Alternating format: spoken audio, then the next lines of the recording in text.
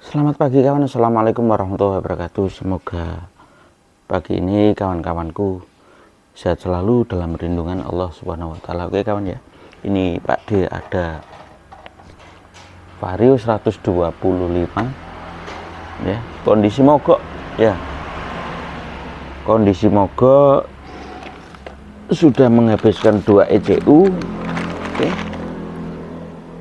K60 baru nggih, K60 baru, ini sudah retak, pecah, sudah konslet ya, sudah konslet juga. Coba Pak. Oke, busernya sudah meraung-raung, tidak pernah berhenti. Oke ya, cara ngukur buser itu begini kan ya, ini yang kaki 2 ini ya, yang kaki 2 ini sampai colok pakai AVO, skalanya ada di gambar buser ya. Oke, ada di gambar buser, perhatikan juga. Oke ya, bunyi keras ya. Nah, itu cara melihat bahwa ECM ini sudah jebol. Kalau yang satu ini udah kasat mata juga, udah jebol. Ini kan ya, ini sudah jebol, juga baru. Entah yang jelek di mana, saya nggak tahu. Datang 2 sudah baru ya. Nah ini kalau mau tahu ECM yang masih bagus, ini ECM punya Pak D yang kemarin dipakai nyoba.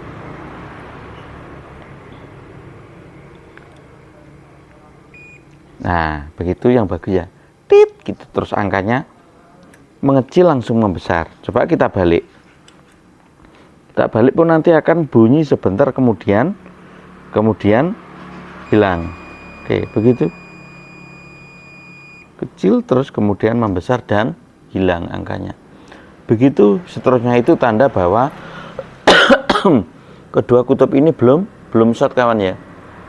Kalau short bunyi terus, busernya ini akan bunyi terus. Begitulah tanda untuk melihat bahwa ECM itu sudah short regulator apa belum. Kalau short regulator kawan ya, nanti soket yang ini, yang ini ya, yang ini, yang 2 isinya plus min ini, kalau ditancepin pasti jeblok ya. Sekring yang 25 ampere ini jika ditancapin begini pasti jeblok sekringnya. Pasti yang 25 ini pasti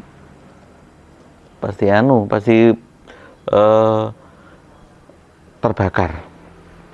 Oke, Pak D tidak akan menceritakan keseruan motor ini, bagaimana proses mendapatkan masalahnya ya, karena panjang ini masalahnya, biarkan orang-orang yang ada di grup yang tahu.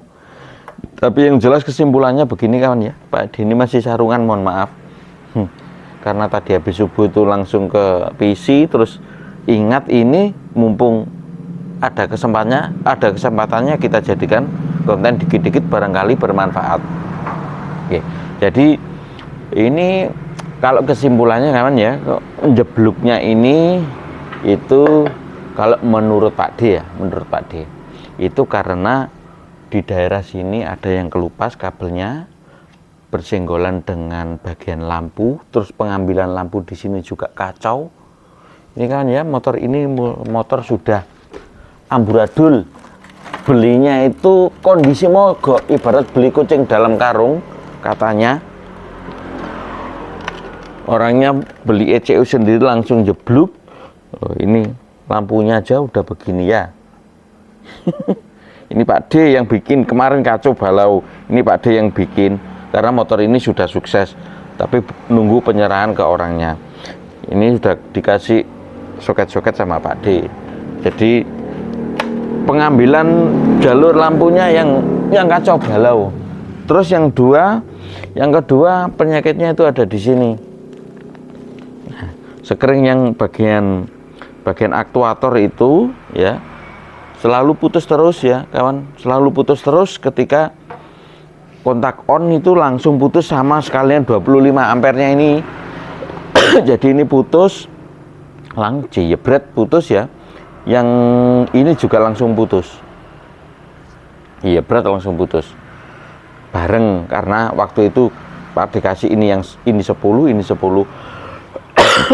Pak D juga gemeteran loh ya. Udah habis 2 ya. Walaupun secara prosedural Pak D sudah melakukan pengukuran hanya dengan sekali duduk. Nah, dalam hal ini nanti ya Pak D mau berbagi ya caranya melakukan pengukuran keabsahan sebuah kabel bodi itu betul atau salah ya. Betul masih good atau sudah atau ada masalah, itu bisa hanya dengan sekali duduk ya. Alat apa saja yang kita perlukan? Oke. Tentunya jenengan harus punya MST ya. Punya MST, scanner MST. Oke, scanner Pak D wis jelek loh ya. Saya ini kadang-kadang yoga punya anak-anak itu kadang masih bagus loh, kok yo kabel ajur aku ngono. Punya aku kok jelek, aku enggak. Swear ini bukan ada demi konten cek ketok apa ya. Nek Pak D cek ketok tetap bagus, yang lain sudah hancur gitu. Bukan. Ini asli, bukan apa ya, bukan settingan. Kok nyeting bareng Pak D, apa ngedit video era kober kok nyeting bareng ya. Makanya kita nggak video. Nah, oke. Waduh, kotor amat ini ya. Yes. Oke. Jadi ini main kabel. Nah, ini kita lepas. Ini main kabelnya Pak D, lokalan ya. Oke. Duh, settingan kok elek ngene rek.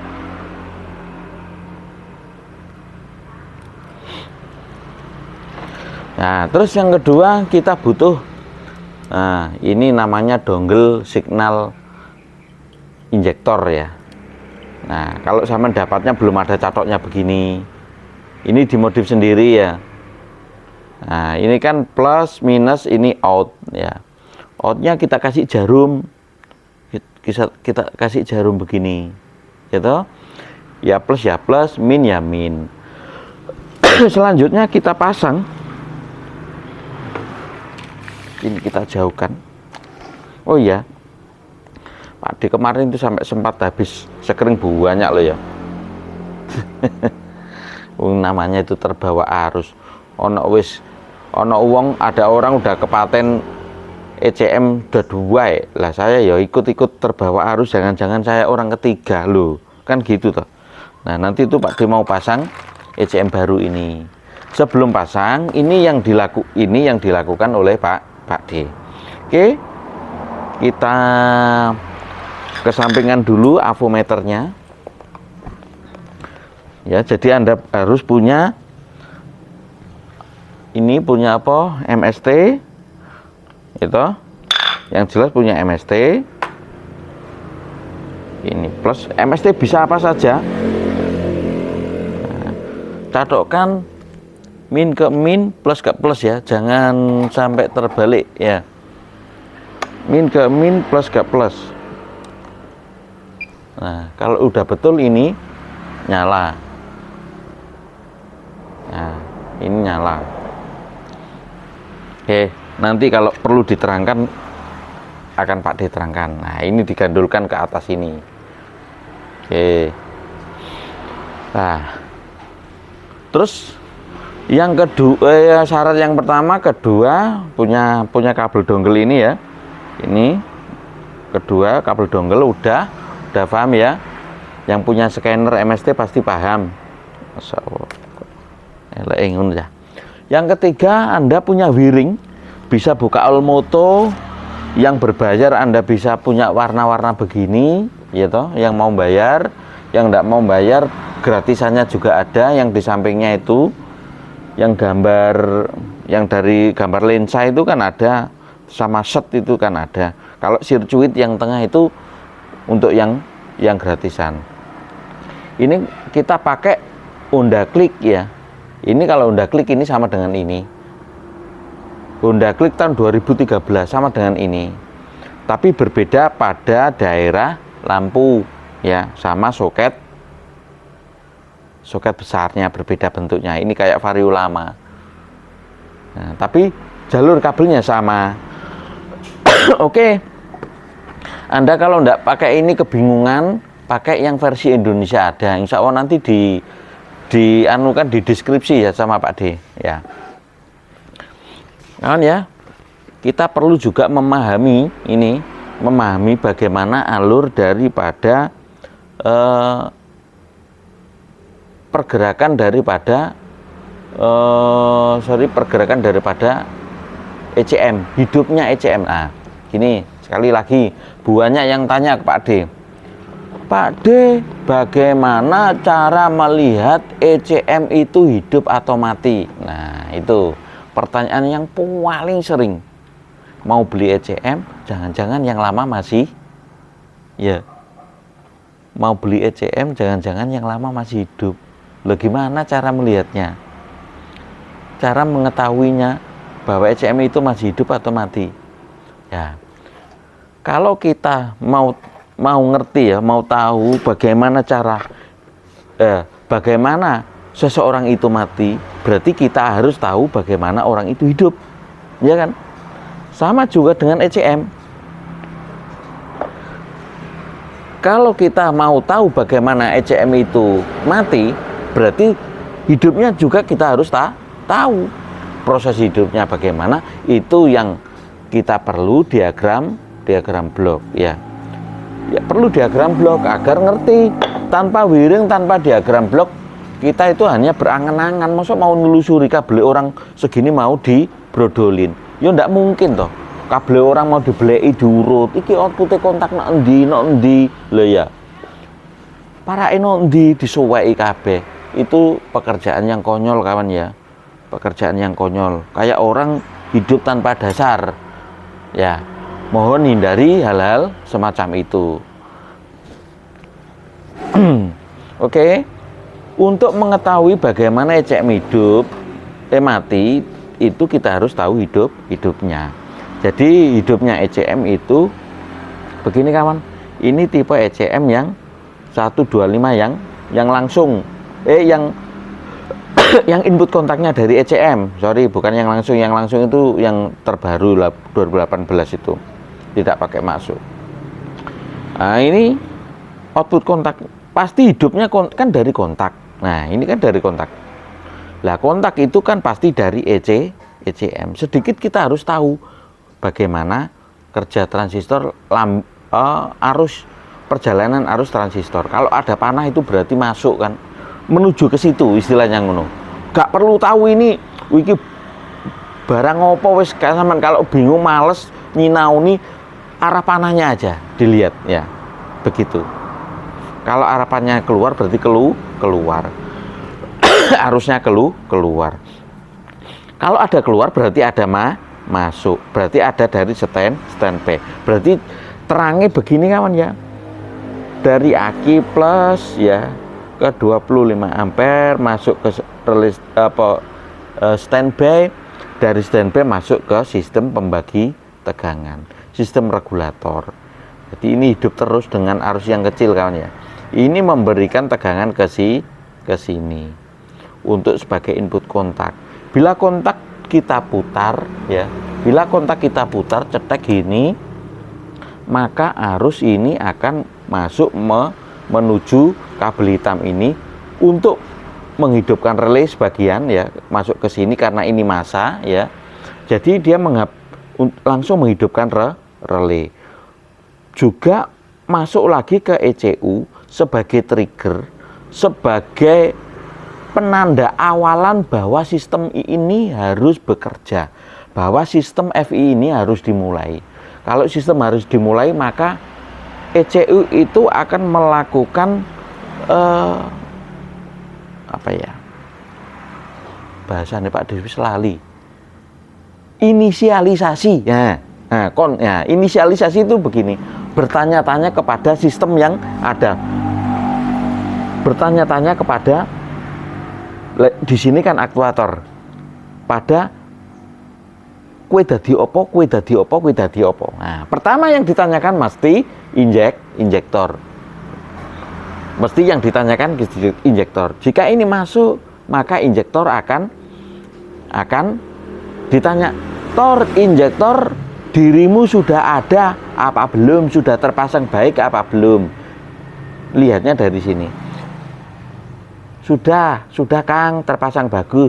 Oke, kalau begitu nyalakan, ya tentunya juga tanya CKP, TPS dan lain sebagainya.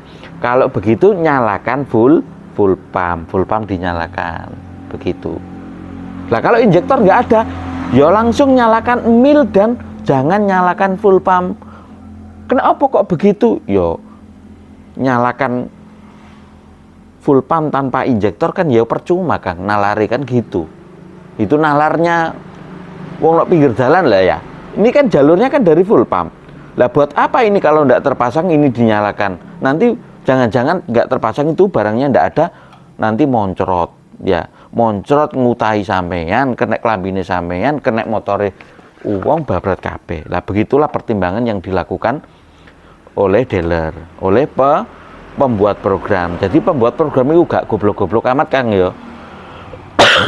Dia sudah merancang dengan bagus. Dia sudah antisipasi apa-apa yang harus dilakukan demi keamanan pengendara begitu. Oke.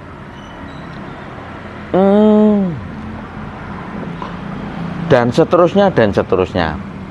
Lah, untuk mensimulasikan itu bagaimana Pak D? Kita kan belum nancap ECU ya. Untuk mensimulasikan ini bagaimana? Kan kita takut kalau nancap ECU jeblok langsung ya, kalau tidak beres. Lah begini, kita bisa mensimulasikan hanya dari satu titik kan ya, hanya dari satu titik dari sini, soket 33 pin ya. Oke, saya tak ngambil kursi biar kameranya bisa ngesut agak lebih dekat. Kalau lebih dekat nanti jenengan bisa agak lebih jelas mendapatkan apa yang perlu didapatkan. Semoga Pak D ku lek seneng, lek wis ngomong terus jadi ilmu iku seneng, tapi lek ngomong dadakno speakere gak muni.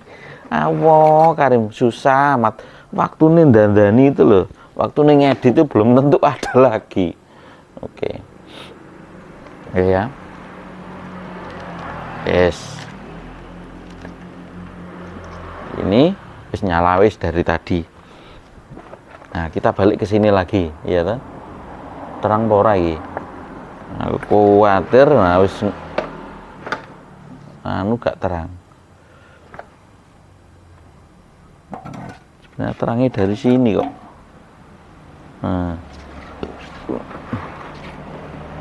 Ini kan ya. Nah, sekarang untuk menghidupkan sistem kontak ini kan berarti kini harus ada isinya. Lah karena ini tuh sebetulnya dari sini ya, dari sistem regulasi yang inputnya dari apa? Relay standby, maka ini kita jumper saja A9 sama A7 ya. A9 sama A7.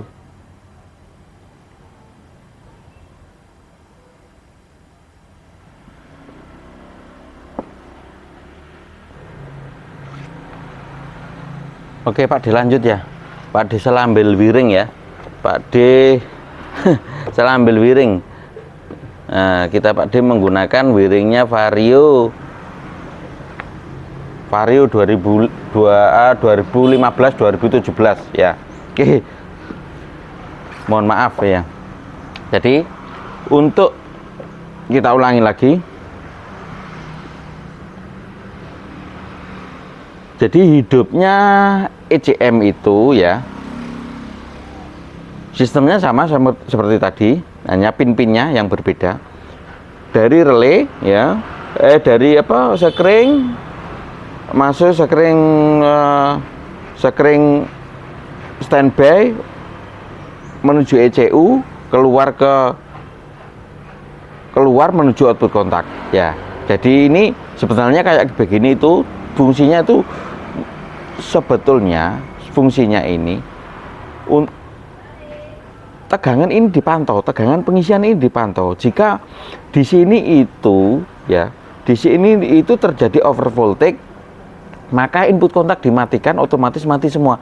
Maksudnya gitu, Pak Honda bikin kayak begini itu, bikin seruwet ini, itu tujuannya diamankan seaman mungkin. Tapi nggak tahu kenyataannya pada dasarnya di pasar sering juga terjadi over voltage.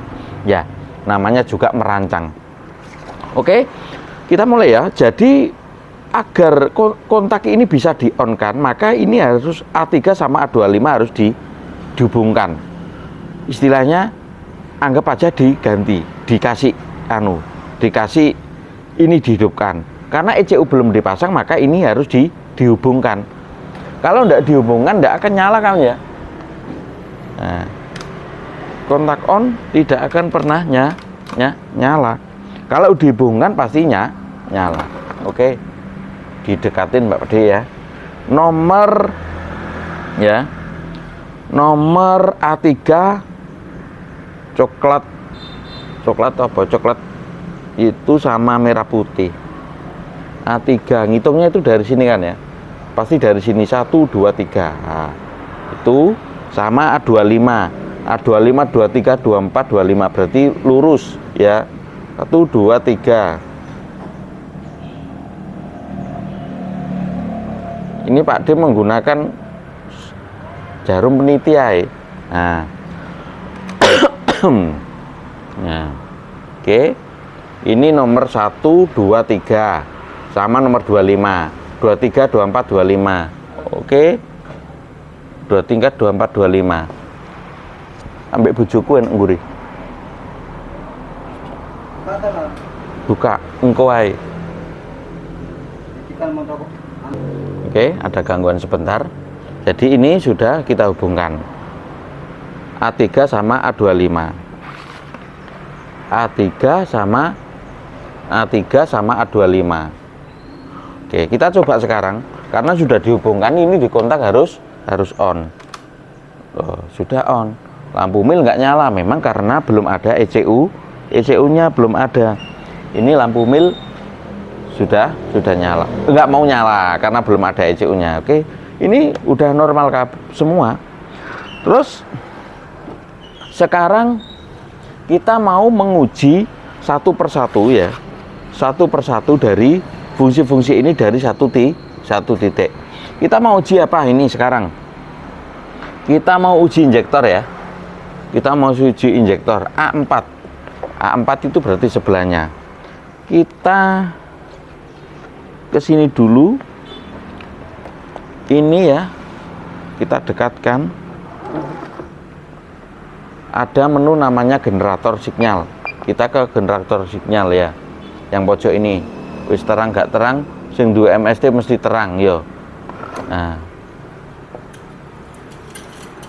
Nah, wis nggak lampu nih Gusti Allah wae, wis gak pakai lampu anu. Nah, gunakan shoot. Oke. Kita mau nguji apa tadi? Mau nguji injektor. Sorry, kita mau nguji apa tadi? Mau nguji injektor. Nah, injektor. Berarti kita masuk ke injeksi. Ya, ini wah enggak terang. Kita masuk ke injeksi. Kok gak terang belas nih ya?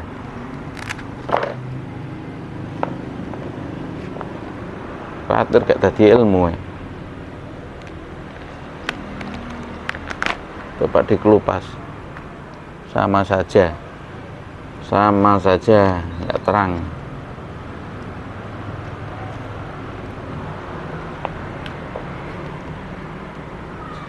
Oke. Nah, kemudian outputnya ini kita tusukkan bagian injeksi, karena injektor itu nomor 4 ya. Nomor 4 kita masukkan nomor 4. 1 2 3 4. Nah.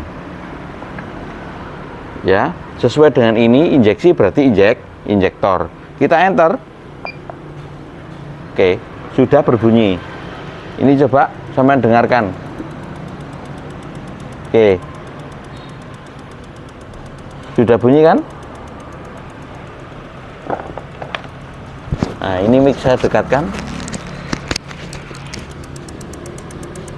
Oke.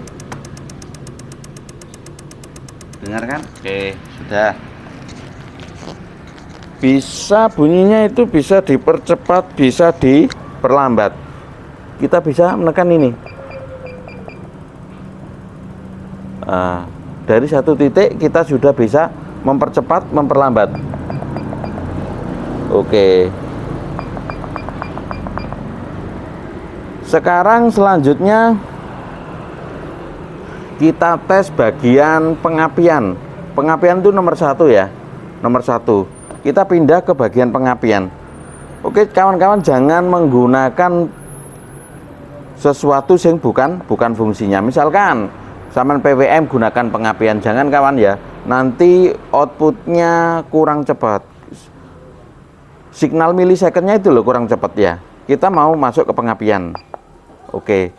Nah, ini sudah. Sorry. Oh, ininya belum tak rubah.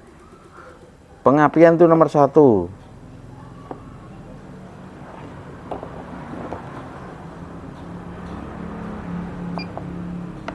Pengapian. Kok belum jalan ya?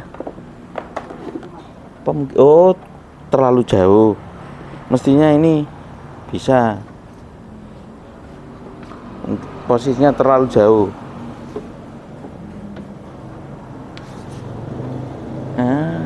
Pak Denny takut dengan oke.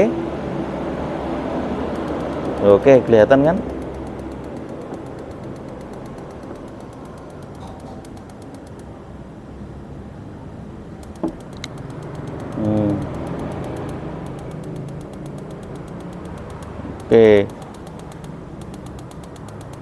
Oke. Jadi sementing sudah ada buktinya.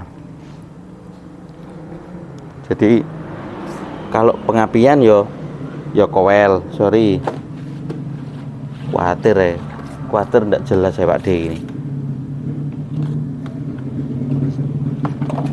Ya, jadi diperjelas lagi.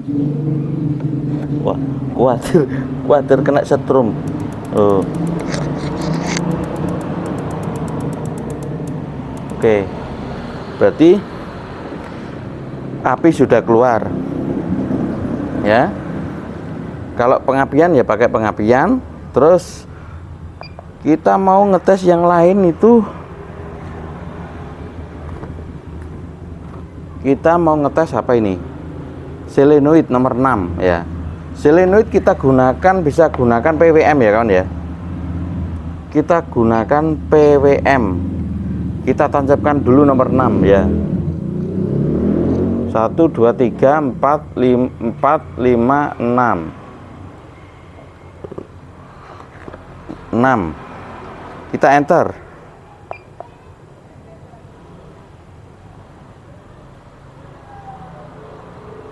Oke. 1 2. Selenoid kok nggak fungsi?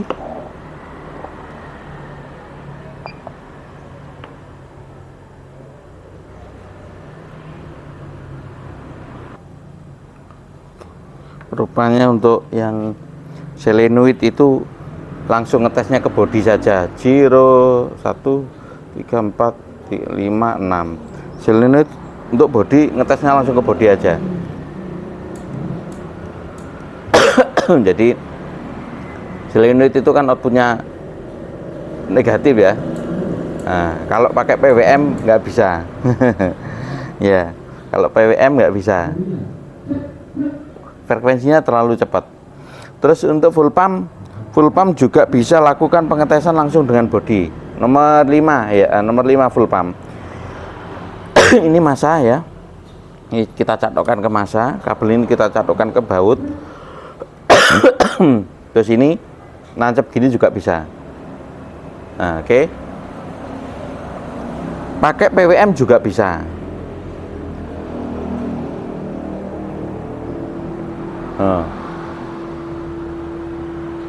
Itu kan.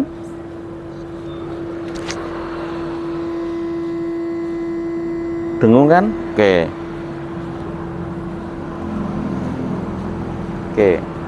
Jadi kita itu bisa melakukan pengetesan ya.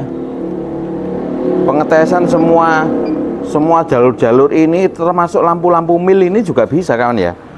Lampu mil ini misalkan lampu mil itu nomor 14, 12, 13, 14. Oke, kita coba nomor 14.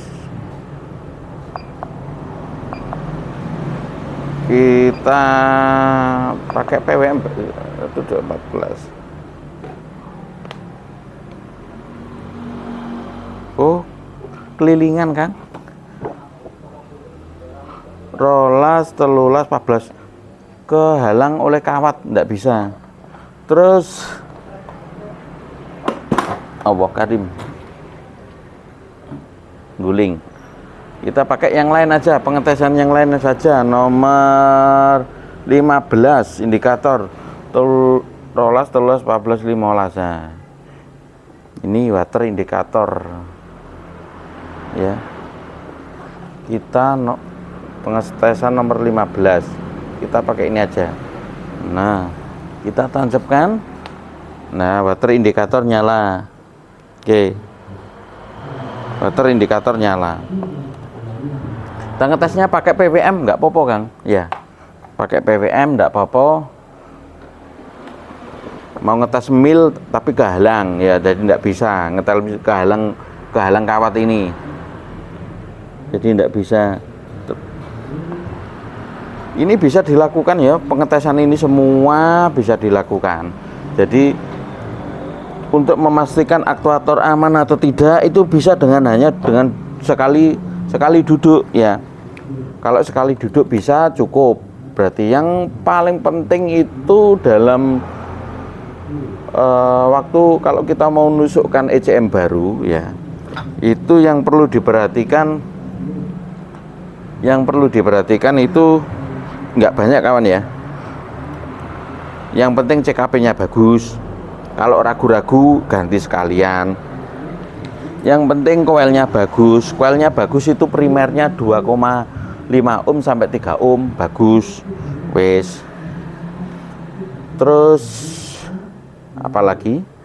Ini sistem kontaknya tidak konslet. Nah, kalau kita tusuk begini sudah mau nyala itu berarti di perjalanan tidak konslet kawan ya. Berarti itu bagus.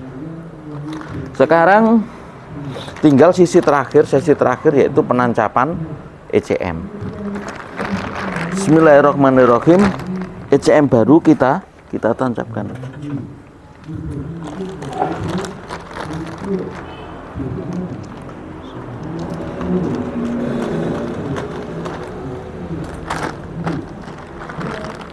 K60B11 ECM baru kita tancapkan. Bismillahirrahmanirrahim. Jangan lupa kontak off dulu. K60B01. Oke, nancap. nancap. Oke, sudah nancap semua. Untuk koelnya biar Pak dipasang dulu ya, sebentar ya. Koelnya tak pasangnya dulu tadi buat praktek. Sampean tadi koelnya dicabut sama Pak D. Biar Pak dipasang dulu, tutup koelnya. Pokoknya kalau sistem FI itu sudah betul kan ya, pengukuran yang saya lakukan dengan sekali duduk kayak tadi itu, insya Allah aman, tidak ada yang perlu ditakutkan. ada orang habis dua, yo ya memang apa sih dek nih. Bismillahirrahmanirrahim. Doa tetap perlu kan ya. Sudah nyala semua. Oke. Bismillahirrahmanirrahim. Mil sudah menyala. Sekarang kontak on sudah menyala, mil sudah menyala. Akinya kuat enggak?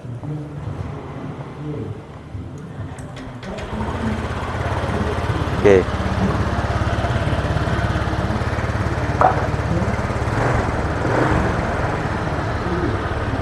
Oke, sudah menyala. Jadi Pak Di sambil menjauh di delok ngas dulu, 5 menit ngas mari. Tuh ada orang tabrakan di luar ya. Kita perlu menyelesaikan ini dulu ya. Oh ya.